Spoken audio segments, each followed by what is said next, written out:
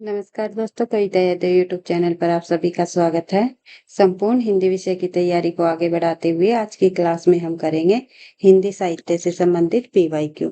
जितने भी पिछली परीक्षाओं में पूछे गए प्रश्न हैं उनको करते हुए हम धीरे धीरे आगे बढ़ रहे हैं। चाहे किसी भी स्टेट के अंतर्गत होने वाली टीजीटी पीजीटी हिंदी संबंधी परीक्षा हो या फिर जो एनटीए नेट की परीक्षा हो, इन सभी परीक्षाओं के लिए आपके लिए काफी हेल्पफुल रहेंगे। तो ज्यादा टाइम वेस्ट न करते हुए शुरुआत कर लेते हैं आज की क्लास की हिंदी साहित्य से संबंधित महत्वपूर्ण प्रश्नों के साथ। प्रश्न नंबर हम 76 पे आए हुए थे, 75 तक हम पहले कर चुके हैं। तो देखते हैं, इनमें से कुंवर नारायण का काव्य संग्रह है, तो कुंवर नारायण जी द्वारा रचित काव्य संग्रह इनमें से कौन सा है, ये आपको बताना है। तो सही आंसर हो जाएगा हमारा हाशिए का गवाह। हाशिए का गवाह कुंवर नारायण जी द्वारा रचित इनका काव्य संग्रह है। और अन्य महत्वपूर्ण तथ्य इस प्रश्न से संबंधित जब हम देखें तो हिंदी के वरिष्ठ कवि और ज्ञानपीठ पुरस्कार से सम्मानित कुंवर नारायण का निधन नवंबर 2017 में हो गया था। कुछ ही वर्षों पहले जो है कुंवर नारायण जी का निधन हो गया था। परीक्षा में पूछा जा सकता है कि 2017 में निम्नलिखित में से किस साहित्यकार का निधन हुआ है अभी, तो ध्यान रखना है कुंवर नारायण जी। उन्होंने कविता के अलावा कहानी व आलोचना विधाओं में भी जो है काफी सारी रचनाएं लिखी है। इसकी कविता संग्रह में चक्रव्यूह, परिवेश, हम तुम, आत्मजयी, आमने सामने, कोई दूसरा नहीं, एक दिनों बाद शर्वा के बहाने, हाशिए का गवाह इनके प्रमुख ग्रंथ है, इनकी प्रमुख रचनाएं है। तो कुंवर नारायण जी द्वारा रचित ये रचनाएं भी आपको ध्यान रखना है, जिसमें से जो है चक्रव्यूह भी काफी बार परीक्षाओं में पूछा जाता है। नेक्स्ट प्रश्न है हमारा प्रश्न नंबर 77। लुकमान अली किसकी काव्य रचना है। लुकमान अली नामक जो काव्य रचना है, नई नई रचनाएं भी परीक्षाओं में पूछी जाती है। इसको ध्यान में रखते हुए हमें सभी प्रश्नों को बिल्कुल ध्यान से समझते हुए करना है। तो जो लुकमान अली नामक जो काव्य रचना है, इसके रचनाकार है सौमित्र मोहन।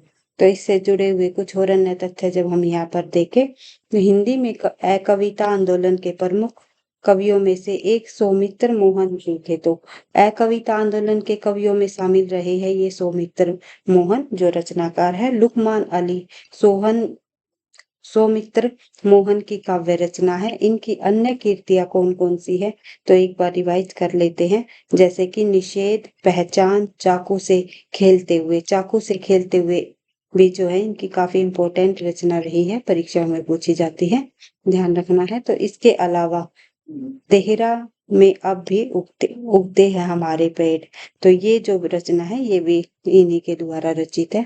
नाम से जो है रस्किन बांड की कहानियां का अनुवाद भी इन्होंने जो है अनुवाद किया हुआ है। तो ये पूछा जा सकता है, रस्किन बांड की कहानियों का अनुवाद निम्नलिखित में से किस रचनाकार द्वारा किया गया है या किस नाम से किया गया है, तो किसी भी प्रकार से प्रश्न को पूछा जा सकता है। नेक्स्ट प्रश्न है प्रश्न नंबर 78। परबंध चिंतामणि के रचयिता कौन है, ये आप सभी को पता है। परबंध चिंतामणि मेरुतंग जी द्वारा रचा गया, जिसे कि क्या कहा जाता है। परबंध चिंतामणि जो है मेरुतंग जी की रचना है। मेरुतंग जी को जो है अभिमान मेरु भी कहा जाता है। तो कई बार परीक्षाओं में पूछा जाता है अभिमान मेरु किसे कहा जाता है। अभिमान मेरु तो मेरुतंग जी को कहा जाता है। लेकिन अगर परीक्षा में ये पूछ लिया जाए स्वयं को अभिमान मेरु किसे कहा जाता है, स्वयं को अभिमान मेरु के नाम से स्वयं को अभिमान मेरु किसने कहा, तो ये पूछा जाए तो नाम आएगा पुष्यदंत का। पुष्यदंत हमारे जो कवि हुए हैं अपभ्रंश भाषा के 10वीं शताब्दी के कवि हुए हैं पुष्यदंत जी। इन्होंने जो है स्वयं को अभिमान मेरु कहा है, अभिमान मेरु की संज्ञा दी है स्वयं को, यानी कि अपने आप को। अगर ये पूछा जाए अभिमान मेरु किसे कहा जाता है, तो मेरुतुंग का नाम आएगा, और स्वयं को अभिमान मेरु किसने कहा, इस प्रकार प्रश्न पूछा जाए तो पुष्यदंत का नाम आएगा। आगे बढ़ते हैं तो देखते हैं, परबंध चिंतामणि के रचयिता मेरुतुंग है, ये आप लोगों ने देख ही लिया। उसके बाद 79 प्रश्न है हमारा, जयचंद प्रकाश के रचयिता कौन है। जयचंद प्रकाश नामक जो रचना है ये है भट्ट केदार की। एक है हमारी रचना इसी से मिलती जुलती, जय मयंक जस चंद्रिका। जस ये रचना किसकी है? जय मयंक जसचंद्रिका। तो ये आपको कमेंट बॉक्स में लिख के बतानी है, होमवर्क आज का आपके लिए। तो जय मयंक जसचंद्रिका और जयचंद प्रकाश दोनों रचनाएं आपको ध्यान रखनी है। जयचंद प्रकाश जो है भटकैदार जी की रचना है। तो नेक्स्ट क्वेश्चन हम देखते हैं। ये पर ऑप्शन में ही दिया हुआ है भैया आंसर, आप क्या होमवर्क के लिए आपका। तो देख लेते हैं। जयचंद प्रकाश के रचनाकार भटकैदार जी हैं। नल सिंह ने जो है विजयपाल रासो की रचना की। मधुकर कवि ने जो है न जय मयंक चंद्रिका की रचना की, जो कि मैंने अभी आपसे क्वेश्चन पूछा था। तो इसका आंसर हो जाएगा मधुकर कवि। मधुकर द्वारा लिखी गई जय मयंक जसचंद्रिका और जयचंद प्रकाश रचना के रचनाकार है भटकैदार। ये दोनों रचनाएं काफी इंपॉर्टेंट है, बार बार परीक्षाओं में पूछी जाती है, इसलिए ध्यान रखना है। उसके बाद जगनिक ने परमाल रासो की रचना की है। आगे बढ़ते हैं प्रश्न नंबर 80। प्रश्न नंबर 80 में दिया हुआ है जय मयंक जसचंद्रिका के रचयिता कौन है? अभी हमने पढ़ा है मधुकर कवि। टीजीटी परीक्षा 2005 के अंतर्गत पूछा गया प्रश्न है। आगे बढ़ते हैं तो इससे जुड़े हुए कुछ और अन्य तथ्य जब हम देखें। जय मयंक जसचंद्रिका की रचना मधुकर कवि ने 1186 ईस्वी में की। यह ग्रंथ अभी तक उपलब्ध नहीं है, किंतु राठौरा की ख्यात में यह उल्लेख मिलता है कि दयाल दास ने इन्हीं ग्रंथों के आधार पर कन्नौज का वृत्तांत लिखा है। उसके बाद आगे बढ़ते हैं प्रश्न नंबर 81। अपराजिता के लेखक कौन है? अपराजिता जो रचना है इसके लेखक कौन माने जाते हैं, ये आपको बताना है। तो अंचल जी जो है इसके रचनाकार माने जाते हैं। अंचल जी का जो पूरा नाम क्या है? रामेश्वर शुक्ल अंचल। रामेश्वर शुक्ल अंचल। अंचली ने उपाधि मिली हुई थी भाई, उपनाम रहा है इनका, ये आपको ध्यान रखना है। तो कई बार जो है रचनाकारों के उपनाम भी पूछ लिए जाते हैं। तो अपराजिता काव्य ग्रंथ के लेखक जो है रामेश्वर शुक्ल अंचल जी है। इनके अन्य काव्य ग्रंथ कौन कौन सी है? जैसे कि मधुलिका काफी बार परीक्षाओं में पूछी जाती है। अपराजिता भी इनका ही ग्रंथ है। और इनकी कहानी संग्रह है नग्न नंग मनंग। ये जो है ये बहु चेरे कुंवर की दुल्हन आदि जो है इनके प्रमुख कहानी संग्रह माने जाते हैं। आगे बढ़ते हैं तो देखते हैं, इनको फिर से आप रिवाइज कर सकते हो ताकि याद रहे। परीक्षा में इन्हीं प्रश्नों में से घुमा फिरा कर प्रश्न पूछे जाते हैं। नेक्स्ट क्वेश्चन है 82। समाधि लेख के लेखक कौन है? समाधि लेख जो निम्नलिखित में से किसके द्वारा लिखी गई रचना है? ये भी जो है श्रीकांत वर्मा जी द्वारा लिखी गई रचना है समाधि लेख। नेक्स्ट क्वेश्चन है, इससे जुड़े हुए कुछ और अन्य तथ्य देख लेते हैं। समाधि लेख काव्य कीर्ति के लेखक कौन है? श्रीकांत वर्मा। इसके अन्य काव्य संग्रह कौन कौन से हैं? भटकता मेघ, दिनांबर, माया दर्पण काफी बार पूछा जाता है भाई। जल सागर और मगध भी काफी इंपॉर्टेंट रचना रही है इनकी। संचिता आदि जो है ये सभी श्रीकांत वर्मा जी द्वारा लिखे गए काव्य संग्रह है। इनकी कुछ प्रतिनिधि रचनाएं भी है श्रीकांत वर्मा जी की, उनको देख लेना है। कुछ का व्यवहार बदल गया, राजनीतिज्ञों ने मुझे, कौशल में विचारों की कमी, कलिंग, आस्था की प्रतिध्वनियां, टूटी पड़ी है परंपरा और महामहिम, ऊब, भद्रवंश के प्रेत, एक और ढंग आदि जो है श्रीकांत वर्मा जी की ये प्रमुख रचनाएं हैं। इनको फिर से आप रिवाइज कर सकते हो। नेक्स्ट क्वेश्चन पर बढ़ते हैं। प्रश्न नंबर 83 देख लेते हैं। मगध पुस्तक के लेखक कौन है? मगध पुस्तक के लेखक अभी हमने पढ़ा है, मगध जो है श्रीकांत वर्मा जी द्वारा लिखी गई एक रचना है। आगे बढ़ते हैं तो मगध कविता संग्रह के रचयिता कौन है? मगध कविता संग्रह जो है श्रीकांत वर्मा जी की रचना है। आगे बढ़ते हैं तो देखते हैं नेक्स्ट क्वेश्चन है हमारा प्रश्न नंबर 85। प्रश्न नंबर 85 में पूछा गया है शेखर जोशी की रचना है। शेखर जोशी जी द्वारा इनमें से जो है कौन सी रचना लिखी गई? शेखर जोशी की रचना इनमें से कोसी का घटवार है। कोसी का घटवार नामक रचना शेखर जोशी की है। शेखर जोशी की रचना कोसी का घटवार है। इनकी अन्य प्रमुख रचनाएं शेखर जोशी की देख लेते हैं, जैसे कि साथ के लोग, हलवाहा, नौरंगी बीमार है, मेरा पहाड़, प्रतिनिधि कहानियां, एक पेड़ की याद, ये सभी रचनाएं जो है शेखर जोशी की है। इनको आप एक एक करके फिर से रिवाइज कर सकते हो। इन्हीं में रचनाओं में से परीक्षा में पूछी जा सकती है। आगे बढ़ते हैं तो देखते हैं क्वेश्चन नंबर 86, राजस्थानी भाषा और साहित्य पुस्तक के लेखक कौन है? राजस्थानी भाषा और साहित्य पुस्तक के लेखक जिन्होंने हिंदी साहित्य का इतिहास लिखा था, राजस्थानी भाषा और साहित्य नाम से काफी इम्पोर्टेंट रहे हैं ये, मोतीलाल मेहनारिया जी। आगे बढ़ते हैं, राजस्थानी भाषा और साहित्य पुस्तक के लेखक मोतीलाल मेहनारिया। इसमें मारवाड़ी गद्य का जो नमूना लिया गया उसमें रहता के लिए रेव तो हमारा या हमरा के लिए जो है मारा, कार्ड के लिए जो है कार्ड आदि रूप हमें देखने को मिलते हैं।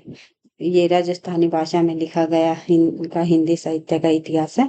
आगे बढ़ते हैं तो देखते हैं प्रश्न नंबर 87, निम्नलिखित में से कौन सा काव्य संग्रह नहीं है? इनमें से कौन सा काव्य संग्रह नहीं है? तो ये आपको बताना है। विदेही वनवास भी एक काव्य ग्रंथ रहा है, काव्य ग्रंथ नहीं है, ये पूछा हुआ है भाई। और पथिक विराम नरेश त्रिपाठी जी का काव्य ग्रंथ है। भारत भारती तो आपको पता ही है, काफी इम्पोर्टेंट है, मैथिली शरण जी द्वारा रचित काव्य ग्रंथ इनका, और जो कि 1912 में प्रकाशित हुआ, जिसे जो है अंग्रेजों द्वारा जब्त भी कर लिया गया था। आगे बढ़ते हैं, लेकिन रसक रंजन जो है कि ये एक काव्य ग्रंथ नहीं है। रसक रंजन महावीर प्रसाद द्विवेदी जी द्वारा रचित एक निबंध संग्रह है। पथिक राम नरेश त्रिपाठी, जैसे कि मैंने बताया था, भारत भारती मैथिली शरण गुप्त जी का है। और विदेही वनवास जो है अयोध्या सिंह उपाध्याय हरिऔध जी का काव्य ग्रंथ है। नेक्स्ट प्रश्न नंबर 88, प्रश्न नंबर 88 में देख लेते हैं भाई क्या पूछा हुआ है। तो शंभुक वध के रचनाकार कौन है? शंभुक वध नामक जो ये रचना है ये जगदीश गुप्त जी की प्रमुख रचना है। बार बार परीक्षाओं में पूछी जाती है, परीक्षा की दृष्टि से काफी महत्वपूर्ण है। आगे बढ़ते हैं तो देखते हैं इससे जुड़े हुए कुछ और अन्य तथ्य। शंभुक राम कथा से संबंधित जगदीश गुप्त की एक चरित्र रचना है। कई बार ये परीक्षा में प्रश्न भी पूछा जाता है, निम्नलिखित में से कौन सी रचना राम कथा संबंधी है या नहीं है?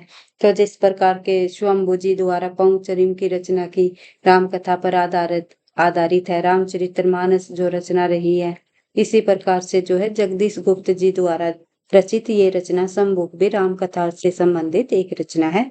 और ध्यान रखनी है, परीक्षाओं में पूछी जा सकती है किस पर आधारित ये रचना है। शंभुक एक शूद्र है जो तपस्या करने के कारण राम के द्वारा मारा जाता है। शंभुक दलित विमर्श का एक उत्कर्ष काव्य है। रीति काव्य संग्रह नवदा और त्रिगुप्त की संपादित रचनाएं है। नवदा में जो है जगदीश गुप्त अज्ञे के साथ मिलकर नव कवियों की रचनाओं का संकलन प्रस्तुत करते हैं। त्रि शीर्षक से 3 संकलन युवा कवियों की संबंधित प्रकाशित हुई है, वो जिसमें गुप्त की रचनाएं जयंत पौराणिक कथानक के आधार पर रचा गया एक खंड काव्य है। नेक्स्ट प्रश्न हम देखते हैं, प्रश्न नंबर हमारा है 89। पूछा गया है गोरखवाणी नामक पुस्तक के संपादक कौन है? आप सभी को पता है, कई बार परीक्षाओं में पूछा जाने वाला प्रश्न है, पीताम्बर दत्त बड़थवाल आंसर हो जाएगा। पीजीटी परीक्षा 2003 में पूछा गया प्रश्न है। पीताम्बर दत्त बड़थवाल ने गोरखनाथ की रचनाओं का संकलन व संपादन अपनी कीर्ति गोरखवाणी नाम से किया। ये हिंदी में डिलीट की उपाधि प्राप्त करने वाले शोधार्थी थे। बाल्यकाल में अंबर नाम से जो है कविताएं रचते थे। ये प्रश्न पूछा जा सकता है, अंबर नाम से निम्नलिखित में से कौन जो है कविताएं रचते थे? नाम आगे बढ़ते हैं। हिलमेन नामक अंग्रेजी पत्रिका का भी इन्होंने जो है संपादन किया। इसके अलावा जो है इन्होंने हिलमेन नामक अंग्रेजी पत्रिका का भी संपादन किया है। आगे बढ़ते हैं, प्रश्न नंबर 90। एकलव्य नामक कृति के लेखक कौन है? एकलव्य जो है राम कुमार वर्मा जी द्वारा लिखी गई रचना है, तो ये आपको ध्यान रखना है। एकलव्य राम कुमार वर्मा जी द्वारा रचित। इनकी अन्य काव्य कृतियां कौन कौन सी है? जैसे कि उत्तरायण, ओ अहिल्या आदि जो है राम कुमार वर्मा जी की रचनाएं हैं। इनके प्रमुख नाटक संग्रह कौन कौन से हैं? जैसे कि पृथ्वीराज की आंखें, रेशमी टाई, इनके एकांकी नाटक है भाई ये, पृथ्वीराज की आंखें और रेशमी टाई।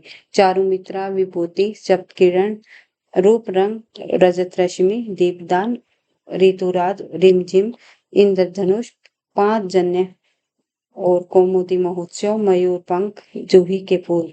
जूही की कली किसकी रचना है? ये आज का आपके लिए होमवर्क रहेगा। जूही की कली जो रचना है वो किसकी है? और राम कुमार वर्मा जी द्वारा रचित ये रचना जूही के फूल। इन दोनों एक दूसरे से मिलती जुलती रचनाएं है, ध्यान रखना है। मिलती जुलती रचनाओं से संबंधित भी काफी सारे परीक्षाओं में प्रश्न पूछे जाते हैं। और आपको पता ही होगा, राम कुमार वर्मा जी को एकांकी के जो है जन्मदाता माने जाते हैं। एकांकी नाटक के जन्मदाता कौन माने जाते हैं? राम कुमार वर्मा जी। और प्रथम एकांकी की नाम पूछ लिया जाए, प्रथम एकांकी कौन है? एकांकी का नाम बताइए। प्रथम एकांकी है हमारी एक घूंट। हिंदी की प्रथम एकांकी जो है एक घूंट मानी जाती है। ये आपको ध्यान रखना है। एक घूंट। अगर हिंदी की प्रथम एकांकी पूछ ली जाए, एक घूंट जो है जयशंकर प्रसाद जी द्वारा रचित है, ना कि राम कुमार वर्मा जी द्वारा। अगर प्रथम एकांकीकार का नाम पूछा जाए तो राम कुमार वर्मा का नाम आएगा, लेकिन प्रथम एकांकी पूछी जाए तो एक घूंट का नाम आएगा, ना कि राम कुमार वर्मा की। उसके बाद आगे बढ़ते हैं, देखते हैं क्वेश्चन नंबर 91। अंगद पेज के रचनाकार कौन है? अंगद पेज के रचनाकार जो है इनमें से कौन है? ये आप लोगों ने काफी बार जो है भक्ति काल के अंतर्गत हमारे कवि हुए हैं एक ईश्वरदास जी, इनके द्वारा जो है रचित अंगद पेज जो रचना इनकी है। और एक और अन्य रचना है इनकी जो काफी बार पूछी जाती है, भरत मिलाप। ध्यान रखना है। तो देख लेते हैं, ईश्वरदास ने अंगद पेज और भरत मिलाप नामक रचनाएं लिखी हैं। नेक्स्ट क्वेश्चन है 92। कवितावली किसकी रचना है? तो कवितावली जो रचना है ये रामचरण दास जी द्वारा रचित है। कवितावली जो है हमारे तुलसी जो रचनाकार हुए हैं एक भक्ति काल के राम काव्य धारा के प्रतिनिधि कवि तुलसीदास जी। तुलसीदास जी द्वारा भी कवितावली रचना की गई है। तो कवितावली रामचरण दास की कीर्ति है। कवितावली को बहुत से पुराने हस्तलेखों में कवित रामायण और कवितावली रामायण की भी संज्ञा दी गई है। कवित रामायण संज्ञा चंद लाला मंगलदास और लाल कवि सेनापति हरिदास के रामकथा संबंधी हस्तलेखों को भी दी गई है। कवितावली का नाम हस्तलेख जनकराज, किशोरी शरण, दुल्हन दास और परमेश्वरी दास, सरयू दास और सहजराम से भी प्राप्त हुआ है। ऑप्शन के अनुसार ही हमें आंसर लगाना है। अगर तुलसीदास जी का नाम हो तो सबसे पहले हमें जो है तुलसीदास जी को ही कवितावली की रचना कर वहां पर दर्शाना है। आगे बढ़ते हैं तो देखते हैं क्वेश्चन नंबर है हमारा 93। 93 में पूछा गया है कि कौन सी कीर्ति भारतेंदु हरिश्चंद्र जी की नहीं है और नहीं पर आपको ध्यान रखना है कि परीक्षा में है पूछा गया है या फिर नहीं। इसी तरह जो है आपके प्रश्न गलत होते हैं छोटी छोटी मिस्टेक के कारण। तो ये चीजें आपको ध्यान रखनी है कि प्रश्न में पूछा क्या गया, प्रश्न को ध्यान से पढ़ना है कि कौन सी कीर्ति भारतेंदु हरिश्चंद्र जी द्वारा रचित नहीं है। नहीं पूछा है तो यहाँ पर अंधेर नगरी, भारत दुर्दशा और वेदी की हिंसा तीनों रचनाएं भारतेंदु हरिश्चंद्र जी की है, लेकिन भारत हरण जो है भारतेंदु जी की रचना नहीं है, बल्कि ये देवकी नंदन खत्री नहीं भाई, देवकी नंदन त्रिपाठी, देवकी नंदन त्रिपाठी जी द्वारा रचित रचना है भारत हरण, ना कि देवकी नंदन खत्री। देवकी नंदन खत्री जी द्वारा तो रचित जो है, जैसे कि हमने उपन्यास देखे थे, तिलिस्मी और अय्यारी प्रकार के उपन्यास इन्होंने लिखे थे। चंद्रकांता इनके प्रमुख उपन्यास रहा था देवकी नंदन खत्री जी का। नेक्स्ट क्वेश्चन हमारा प्रश्न नंबर 94। इनमें से कौन सी भारतेंदु की रचना नहीं है? भारतेंदु की रचना इनमें से जो है कौन सी नहीं है? ये तीनों रचनाएं तो भारतेंदु जी की है, जैसे कि वेदी की हिंसा, हिंसा ने भवती, विषय विषमोधम और बादशाह दर्पण। लेकिन पद्मावती जो है भारतेंदु जी की रचना नहीं है। पद्मावती जो है मलिक मोहम्मद जैसी जी की रचना है, जो सूफी कवियों के प्रतिनिधि कवि के रूप में हम जानते हैं जयसी जी को। आगे बढ़ते हैं तो देखते हैं प्रश्न नंबर 95। पूछा गया है पृथ्वी कल्प किसकी रचना है? तो पृथ्वी कल्प आप लोगों को पता ही है, गिरजा कुमार माथुर जी की प्रसिद्ध रचना है। टीजीटी परीक्षा 2003 में पूछा गया प्रश्न है। पृथ्वी कल्प गिरजा कुमार माथुर की रचना है। इसके अन्य काव्य संग्रह है मंजीर, नाश और निर्माण, धूप के धान, शिला पंख चमकीले, मुझे और अभी कुछ कहना है, भीतरी नदी की यात्रा, ये सभी जो रचनाएं है गिरिराज कुमार माथुर जी द्वारा रचित हैं। आगे बढ़ते हैं, अन्य महत्वपूर्ण तथ्य भी हम देख लेते हैं इनसे संबंधित। गिरिजा कुमार माथुर जो है, पहला काव्य संग्रह मंजीर सन 1941 में प्रकाशित हुआ। गिरजा कुमार माथुर जी का पहला काव्य संग्रह पूछा जाए तो मंजीर कब प्रकाशित हुआ? 1941 में। ये तार सप्तक के कवि थे। गिरजा कुमार माथुर जी तार सप्तक के कवियों में आते हैं। तो राम विलास शर्मा के शब्दों में ये कहा भी गया है कि उनका किशोर मन न वयस्क होता, न प्रौढ़ न वार्धक्य तो दूर की बात है। तो ये जो है, इनके बारे में राम कुमार वर्मा जी ने कहा है गिरजा कुमार माथुर जी के बारे में। माथुर जी वक्त के सामने कविता संग्रह के लिए साहित्य अकादमी पुरस्कार तथा वर्ष 1993 में बिरला फाउंडेशन द्वारा व्यास सम्मान जो है प्रदान किया। अगर ये पूछा जाए कि गिरजा कुमार माथुर जी को किस रचना पर साहित्य अकादमी पुरस्कार प्राप्त हुआ, तो मैं वक्त के हूँ सामने, इस रचना पर जो है इन्हें साहित्य अकादमी पुरस्कार से नवाजित किया गया। आगे बढ़ते हैं, प्रश्न नंबर 96। निम्नलिखित में कौन गिरजा कुमार माथुर की कीर्ति नहीं है? इनमें से कौन सी कीर्ति गिरजा कुमार माथुर की नहीं है? अभी हमने गिरजा कुमार माथुर जी की रचनाएं पढ़ी थी, उनमें शामिल है नाश और निर्माण, पृथ्वी कल्प तो आपने देखा ही है, और धूपदान, ये सभी तीनों की तीनों रचनाएं गिरजा कुमार माथुर जी की है। लेकिन चांद का मुंह टेढ़ा मुक्ति मोद जी द्वारा रचित रचना है। आगे बढ़ते हैं, नेक्स्ट क्वेश्चन हमारा प्रश्न नंबर 97। 97 में पूछा गया है, कौन सी काव्य कीर्ति गिरजा कुमार माथुर की नहीं है? नाश और निर्माण बार बार जब जो रचनाएं रिपीट होती है, रिवीजन होती है, तभी वे याद रह पाती हैं। शिला पंख चमकीले, छाया मत छूना, ये तीनों रचनाएं गिरिजा कुमार माथुर जी द्वारा रचित है। लेकिन बुनी हुई रस्सी आप सभी को तो पता है, भवानी प्रसाद मिश्र जी की प्रसिद्ध रचना है।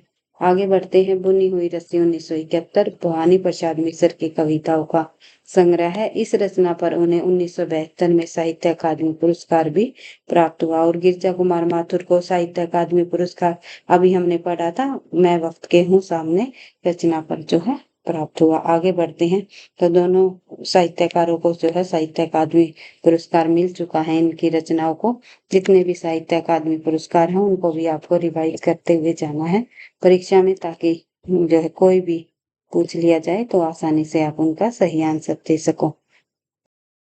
बढ़ते थोड़ा और आगे, तो प्रश्न नंबर 98 98 देख लेते हैं।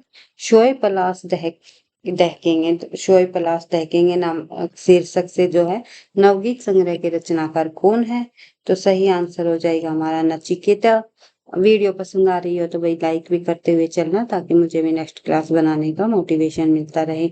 तो देख लेते हैं, सोए पलाश दहके शीर्षक नवगीत संग्रह के रचनाकार कौन है? नचिकेता। पलाश को केंद्र में रखकर की गई अन्य रचनाएं है पूर्व खिले पलाश, रविंद्र त्यागी व्यंग्य संग्रह है, अकेले पलाश ये मेहरू निशा परवेज का उपन्यास है, फिर है जाने कितने रंग पलाश के, मुर्जला वाजपेयी का उपन्यास है, पलाश वन जो है नरेंद्र शर्मा। इन सभी साहित्यकारों ने पलाश को केंद्र में रखकर जो है रचनाएं की है। आगे बढ़ते हैं, टीजीटी पुनर्परीक्षा 2004 के अंतर्गत पूछा गया प्रश्न है। तो हिंदी शब्दानुशासन के लेखक कौन है? हिंदी शब्दानुशासन के लेखक जो है निम्नलिखित में से किशोरी दास वाजपेयी जी माने जाते हैं। आगे बढ़ते हैं, केवल अगर शब्दानुशासन के लेखक पूछा जाए तो हेमचंद्र जी का नाम आएगा, जिन्होंने अपभ्रंश भाषा का जो है व्याकरण ग्रंथ लिखा है। लेकिन हिंदी शब्दानुशासन अगर पूछा जाए तो नाम आएगा किशोरी दास वाजपेयी जी का।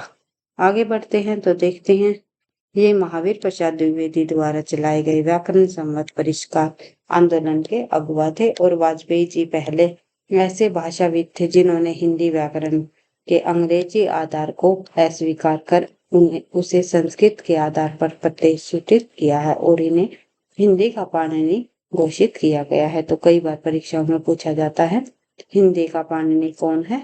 तो नाम आएगा किशोरी दास वाजपेयी जी का। और उसके बाद अगर ये पूछ लिया जाए अपभ्रंश का पाणिनि कौन है?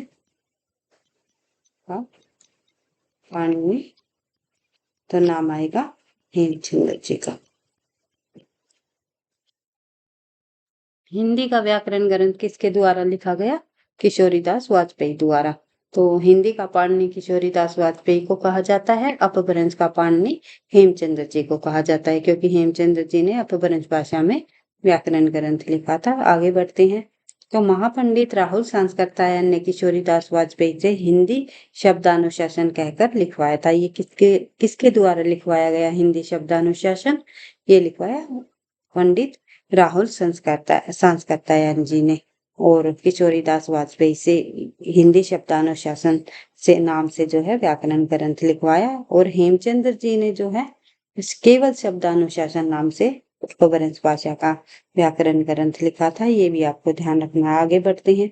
किशोरीदास वाजपेयी ने सुदामा नामक नाटक लिखा तथा तरंगिणी नामक संग्रह में ब्रज कविताएं व दोहे रचे हैं। और इनकी प्रमुख रचनाओं में शामिल है ब्रज भाषा व्याकरण, कांग्रेस का इतिहास, नेताजी सुभाष चंद्र बोस, राष्ट्रभाषा का प्रथम व्याकरण, भारतीय भाषा विज्ञान आदि जो है इनके प्रमुख ग्रंथ हैं। नेक्स्ट देख लेते हैं। नेक्स्ट प्रश्न हमारा, एक सेकंड भाई। तो देख लेते हैं प्रश्न नंबर 100। प्रश्न नंबर 100 में पूछा गया है कि हिंदी व्याकरण ग्रंथ जैसे कि शब्दानुशासन के रचनाकार कौन है? अभी मैंने आपको बताया था हिंदी व्याकरण ग्रंथ जो है, जो कि अपभ्रंश भाषा में लिखा था, व्याकरण ग्रंथ हेमचंद्र जी ने। आगे बढ़ते हैं। हिंदी शब्दानुशासन नाम से जो ग्रंथ है वो किसके द्वारा लिखा गया? हिंदी शब्दानुशासन जो ग्रंथ है किशोरीदास वाजपेयी का। बार बार यही प्रश्न आता है भाई, देख लेते हैं। हेमचंद्र जी ने अपभ्रंश भाषा का लिखा था, लेकिन हिंदी व्याकरण ग्रंथ जो है शब्दानुशासन किशोरीदास वाजपेयी जी द्वारा लिखा गया। आगे बढ़ते हैं तो देखते हैं नेक्स्ट प्रश्न। प्रश्न नंबर 102। 102 में पूछा गया है हिंदी का पाणिनि किसको कहा जाता है? तो अभी हमने पढ़ा है किशोरीदास वाजपेयी को हिंदी का पाणिनि कहा जाता है। अपभ्रंश का पाणिनि हेमचंद्र जी को कहा जाता है। हिंदी भाषा का सर्वप्रथम व्याकरण नागरी पंचानी सभा काशी की रेख देख में लिखा गया, जिसका नाम था हिंदी व्याकरण। इसके जो है लेखक थे, इसके लेखक कौन माने जाते हैं? तो इसके लेखक माने जाते हैं भाई कामता प्रसाद गुरु। जो हिंदी भाषा का सर्वप्रथम व्याकरण नागरी पंचानी सुबह काशी की देख रेख में लिखा गया हिंदी व्याकरण नाम से, वो लिखा है कामता प्रसाद गुरु ने। तो ये आपको ध्यान रखना है। हिंदी शब्दानुशासन नाम से किशोरीदास वाजपेयी, हिंदी व्याकरण नाम से लिखा है कामता प्रसाद गुरु ने। आगे बढ़ते हैं तो देखते हैं इससे जुड़े हुए कुछ और अन्य तथ्य। हिंदी भाषा का सर्वप्रथम व्याकरण नागरी पंचानी सभा काशी की देखरेख में किया गया, जिसका नाम था हिंदी व्याकरण। हिंदी व्याकरण के लेखक कामता प्रसाद गुरु थे। इनकी ख्याति इसी रचना के कारण जो है ज्यादा हुई। यह हिंदी भाषा का सबसे बड़ा और प्रमाणिक व्याकरण माना जाता है। ये पूछ लिया जाता है हिंदी भाषा का सबसे प्रमाणिक और व्याकरण ग्रंथ कौन सा माना जाता है? वो माना जाता है हमारा हिंदी व्याकरण, जो कि कामता प्रसाद गुरु जी द्वारा रचित है। कामता प्रसाद गुरु के अन्य रचनाओं में सत्य प्रेम, पार्वती और यशोदा उपन्यास है इनका, भूमासुर वध, विनय पचासा ब्रजभाषा संबंधी काव्य है, पद्म पुष्पावली जो सुदर्शन पौराणिक नाटक है, तथा हिंदुस्तानी शिष्टाचार आदि विशेष रूप से इनके उल्लेखनीय है। नेक्स्ट प्रश्न है प्रश्न नंबर 104।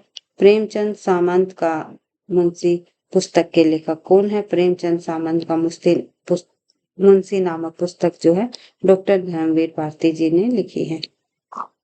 टीजीटी परीक्षा 2010 में पूछा गया प्रश्न है। तो इससे जुड़े हुए कुछ और अन्य हम तथ्य जब देखें तो देख लेते हैं। डॉक्टर धर्मवीर ने दलित दृष्टि से प्रेमचंद साहित्य का मूल्यांकन करते हुए प्रेमचंद सामंत का मुंशी व प्रेमचंद की नीली आंखें नाम से जो है पुस्तकें लिखी है। आगे बढ़ते हैं। अन्य महत्वपूर्ण तथ्य जब देखें तो हिंदी साहित्य व आलोचना के क्षेत्र में प्रेमचंद को प्रतिष्ठित करने का जो श्रेय है वो रामविलास शर्मा को दिया जाता है। उन्होंने प्रेमचंद पर 2 पुस्तकें लिखी हैं। रामविलास शर्मा जी द्वारा जो रचित प्रमुख पुस्तकें हैं उनका नाम है, एक है प्रेमचंद और प्रेमचंद का युग लिखी है, और एक रचना और लिखी है जो रामविलास शर्मा जी ने, जो कि काफी बार परीक्षाओं में पूछी जाती हैं। नाम है निराला की साहित्य साधना। निराला की साहित्य साधना, ये पुस्तक भी काफी बार परीक्षाओं में पूछी जाती है। किसके द्वारा रचित है? या निराला की साहित्य साधना के लेखक कौन है? रामविलास शर्मा। आगे बढ़ते हैं तो देखते हैं प्रेमचंद के पत्रों को सहेजने का जो काम है अमृत राय और मदन गोपाल ने किया था। तो जिन्होंने जो है गांधी जी के जीवन से संबंधित काफी सारी रचनाएं की हैं। अमृत राय जी का तो आपको पता ही है, कलम का सिपाही जो है इनकी काफी प्रसिद्ध पुस्तक है। उसके बाद आगे बढ़ते हैं तो देख लेते हैं कमल किशोर गोयंका ने प्रेमचंद के जीवन के कमजोर पक्षों को उजागर करने के साथ साथ प्रेमचंद का अपर्यायी साहित्य 2 भागों व प्रेमचंद विश्वकोश 2 भाग का जो है संपादन इन्होंने किया था। आगे बढ़ते हैं। प्रश्न नंबर 105, ठंडा लोहा के रचनाकार कौन है? ठंडा लोहा नामक जो रचना है वो किसके द्वारा लिखी गई? धर्मवीर भारती जी की काफी प्रसिद्ध रचना है ठंडा लोहा।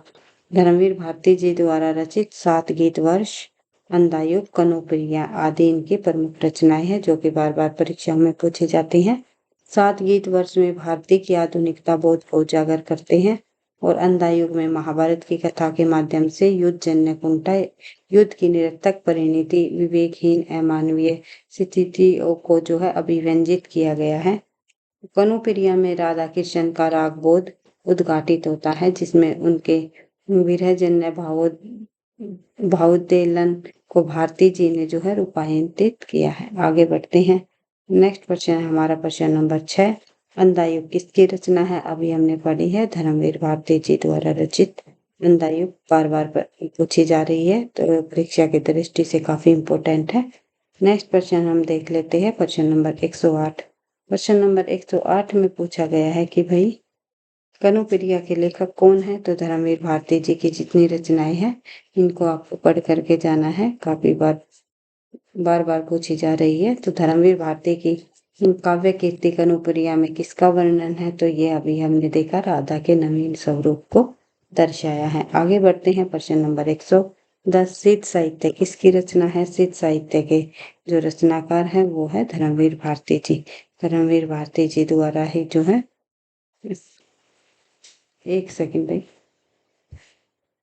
क्वेश्चन में पूछा गया है कि सिद्ध साहित्य किसकी रचना है? तो धर्मवीर भारती जी हमारा ऑप्शन के अनुसार जब लगाएंगे तो आंसर आएगा धर्मवीर भारती जी, क्योंकि इनके द्वारा जो है सिद्ध साहित्य पर शोध किया हुआ था, मुख्य रूप से रचना नहीं की गई थी। आगे बढ़ते हैं। प्रश्न नंबर 111, निम्नलिखित में से कौन सी रचना धर्मवीर भारती की नहीं है? ठंडा लोहा, कनुप्रिया, 7 गीत वर्ष, ये तीनों रचनाएं आप लोगों ने अभी पढ़ी थी धर्मवीर भारती जी की। लेकिन सूर्य का स्वागत धर्मवीर भारती जी की रचना नहीं है, बल्कि दुष्यंत कुमार जी द्वारा रचित रचना है। आगे बढ़ते हैं। प्रश्न नंबर 112, इनमें कौन सी रचना धर्मवीर भारती की नहीं है? तो अंधायुग, ठंडा लोहा और कनुप्रिया धर्मवीर भारती जी की रचना नहीं है, हरि रचनाएं है, लेकिन हरि घास पर सन भर जो है ये रचना अज्ञे जी द्वारा रचित है। आगे बढ़ते हैं। नेक्स्ट प्रश्न हम देखते हैं, प्रश्न नंबर 113। 113 में पूछा गया है किन 2 साहित्यकारों ने अर्धनारीश्वर नाम से रचनाएं की हैं? तो अर्धनारीश्वर नाम से जो रचना करने वाले साहित्यकार है वे है विष्णु प्रभाकर और रामधारी सिंह दिनकर। अर्धनारीश्वर रचना पर रामधारी सिंह दिनकर और जो है विष्णु प्रभाकर जी द्वारा जो है नारेश्वर रचना जो की इन्होंने, इस पर जो है इन्हें साहित्य अकादमी पुरस्कार भी प्राप्त हुआ था। और ये ध्यान रखना है, दिनकर की जो उर्वशी रचना है इस पर जो है इन्हें ज्ञानपीठ पुरस्कार प्राप्त हुआ था। तो इन दोनों साहित्यकारों को जो है पुरस्कार मिले हुए हैं रचनाओं पर। परीक्षा की दृष्टि से काफी इंपॉर्टेंट है, ध्यान रखना है। आगे बढ़ते हैं। प्रश्न नंबर 114 पूछा गया है धर्म नैतिकता और विज्ञान के लेखक कौन है? धर्म नैतिकता और विज्ञान के लेखक भी जो है रामधारी सिंह दिनकर जी हैं। आगे बढ़ते हैं। ध्यान रखना है भाई, दिनकर जी की उर्वशी रचना है उस पर जो है ज्ञानपीठ पुरस्कार प्राप्त था। लेकिन एक उर्वशी नाम से रचना जयशंकर प्रसाद जी की भी है। ये भी आपको ध्यान रखना है, जो कि उनका चंपू काव्य है। आगे बढ़ते हैं। धर्म नैतिकता और विज्ञान के लेखक रामधारी सिंह दिनकर।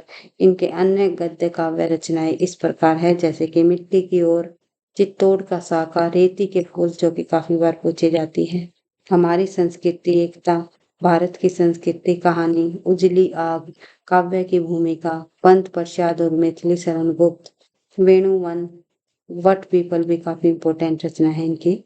दिनकर जी की लोकदेव नेहरू, एक शुद्ध कविता की खोज एवं शुद्ध कविता की खोज। तो ये शुद्ध कविता की खोज भी काफी बार इनकी रचना पूछी गई है। अर्थात कहने का मतलब ये है, रामधारी सिंह दिनकर जी द्वारा रचित जितनी भी रचनाएं हैं, ये बार बार परीक्षाओं में पूछी जाती हैं। आगे बढ़ते हैं। प्रश्न नंबर 115। रूपामरा जो है किसकी रचना है? रूपामरा नामक जो रचना है वो है अज्ञे जी की। पीजीटी परीक्षा में पूछा गया प्रश्न है। रूपामरा अज्ञे का कविता संग्रह है। अज्ञे के अन्य कविता संग्रह है शरणार्थी, हरिघास पर क्षण भर, बावरा अहेरी, इंद्रधनुष रोते हुए, अरि ओ करुणा प्रभा में, आंगन के पार द्वार, कितनी नावों में कितनी बार, क्योंकि मैं उसे जानता हूँ, सागर मुद्रा, पहले मैं सन्नाटा बूंदता हूँ। पहले नहीं आएगा भाई, ये पहले आएगा। पहले मैं सन्नाटा बूंदता हूँ, महावृक्ष के नीचे, नदी के बांक पर छाया, एवं ऐसा कोई घर आपने देखा है। सभी रचनाएं जो है अज्ञे जी की है। अज्ञे की रचनाएं भी परीक्षाओं में काफी बार पूछी जाती हैं। इनको आप फिर से रिवाइज कर सकते हो एक बार, तो ध्यान रखना है। आगे बढ़ते हैं। अन्य महत्वपूर्ण तथ्य जब हम देखें अज्ञे जी से संबंधित, तो ऐसा दवीणा अज्ञे की एक लंबी कविता है।